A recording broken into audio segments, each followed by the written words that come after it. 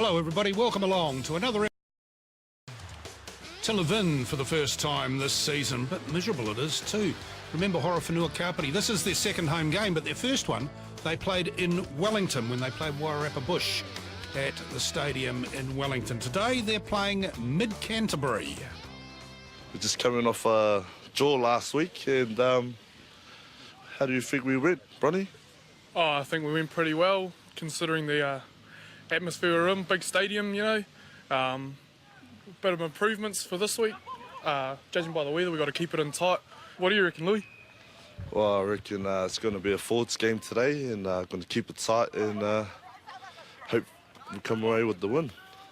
Oh, it's going to be difficult to play rugby anyway, but we're going to have to try to stick to our patterns and just get through the phases and try and make some space for the team. And being an Irishman, you just don't want to catch a sack of potatoes, do you? No, I'm not looking forward to catching any sacks of potatoes for a couple of months still. No, I got no idea either. I think that's an in-joke for the Mid-Canterbury, the MC Hammers, who come here in 8th place with a win and 2 losses to play Horowhenua-Kapiti, who are in 7th with a win, a loss and a draw. Simon Porter alongside me. Mid-Canterbury, one of those sides that really would be wanting to make a move this week, and it looks like they will. Through Sal. Sal goes in, dodges the puddle, and that's the opening try of the day. The first 6-pointer to Mid-Canterbury. Yeah, well, Mid-Canterbury have always wanted to play an up-tempo game over the last few years, and on the win and forget replay, it's no different.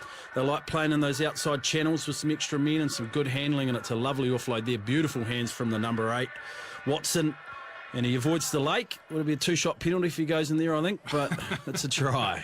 6 points as well.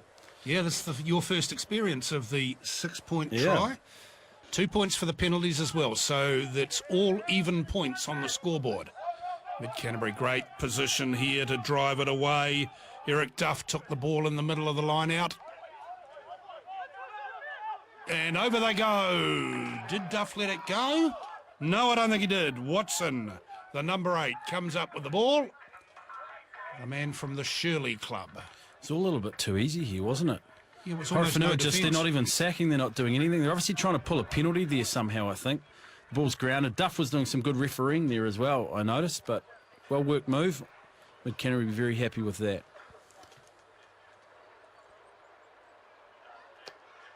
Conversion from Percival, who's kicking well this year.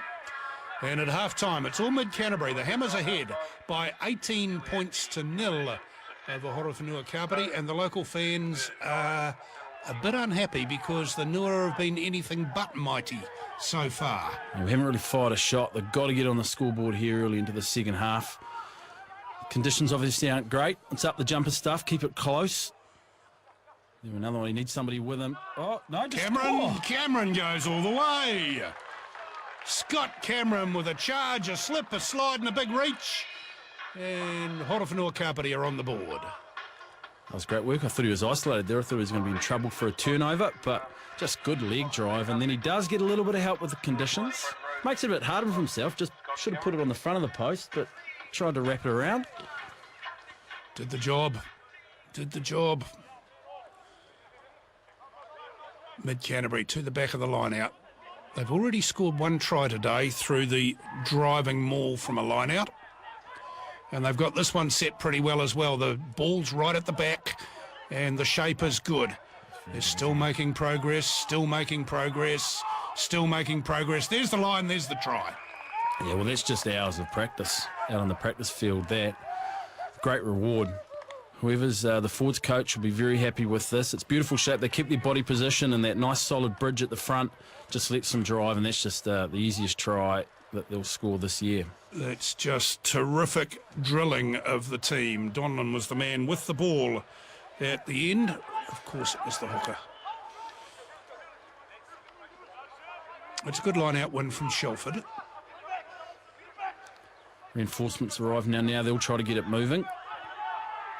Oh, it's going to be penalty advantage there. But they're looking for 6, not 2 here. And they'll go all the way. They will go all the way for that. Kendrick, the open side flanker, I think will come up with the ball there. Yep. Sure was. Surely was. Nathan Kendrick. Around the edge of the maul sort of spun. Centrifugal force took him over. We're all science here. There you go.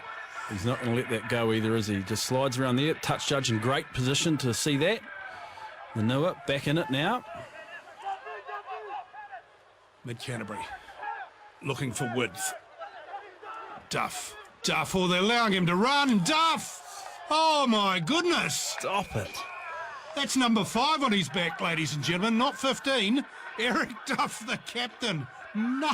Well, he's done his fair share of graft. He's been good in the lineouts today. Just a little bit of space. Oh, look, just a mismatch. Went around the Horowhenua-Kapiti try scorer on Cameron. Just too much speed. That's a great try. Oh, He's a bit poked now, though. Hands on the head. Eric Duff, I don't need to do anything else. Take the goal kicks, son. Horowhenua-Kapiti. They're a long way behind, but with the 8 points for a converted try, I'll tell you what, a couple of quick tries, and that's not impossible in these sort of conditions, and they could well be back into it. And look at them here. Big Ra with the ball, Big Ra over. Rahiri Connor Johnson. Over he goes, 42-20. I think they're running out of time, Simon, but gee, there's still a little bit here on the clock. Well, they're still playing to their strengths, though, and that's good to see. They've got some big boys up front, and they're just using their muscle. And that's good leg drive. He gets a bit of help. I couldn't see the number that latched on him there. Just drove him over the line. He'll be happy with that, Skinny. He's a bit of a cult figure here in Levin, Skinny. They love him. He's, was it last season or the season before? He was a real superstar for them. And here he goes again. No, that's a bit far out. A good ball placement, though. Allowed for that quick pick and go around the side again. And he's one off now, Rahiri. Here he goes, Ra. Now this is a little bit closer. This is 4 metres, not 7. Over he goes. He gets his second. It's great awareness. I mean, he's obviously got some great ball skills because he turned around, he knew where the line was, reached out without even sort of looking, gets the points. Here you see it. Bit of a spin, and he knows he's close, and that big arm goes out. Great work. Referee Jelena blows full time, and Mid-Canterbury have had far the better of this game. Much better second half, though, from Horowhenua-Kapiti. You know, it was wet and physical, and first half we didn't have a lot of ball or possession, but we managed to come away with the points when it mattered. It was it's a turning point for us, I like to think. We were probably a bit disappointed to leak 26 points, but we showed a lot of character out there. There's just disciplines to work on for us, and we'll look forward to West Coast and, have a couple of cold beers on the way home. 10 Heartland Championship. There's some great games coming up. Horowhenua-Kapiti against King Country. That's a real good one. North Otago, Wairarapa Bush. Looking forward to that. And also Thames Valley against South Canterbury. Well, we want you all to stay safe, as it said on the back of that Mainfreight truck. But also, as it hinted on the back of that, you've got to live life with a little bit of risk. And that's what we're seeing in the rugby here in the Mitre10 Heartland Championship.